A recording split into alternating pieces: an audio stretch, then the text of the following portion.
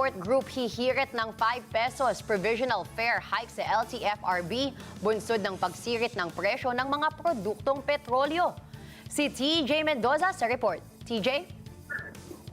Gianna, hihiling ang grupong Piston sa LTFRB ng provisional fare hike na 5 pesos bunsod ng sunod-suod na taas presyo ng mga produktong petrolyo. Nababawasan na raw ang kita ng mga public utility vehicles o ng mga PUVs dahil sa oil price hike.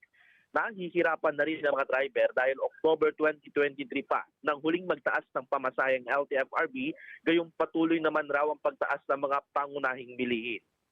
Paliwanag ng grupo, kung sakali mang pansamantalang tatanggalin ng Pangulong ang excise tax at VAT sa mga petroleum products, ay hindi na nila itutuloy ang panawagang taas singil sa pamasahe. Umabot kasi ng 15 pesos ang dagdag singil sa mga gas at diesel dahil sa excise tax at VAT, kung matatanggal yan diyan ay pansamantalang malaking tulong raw ito sa mga tsuper. TJ Mendoza para sa mata ng Agila. Matatag, matapang, matapak.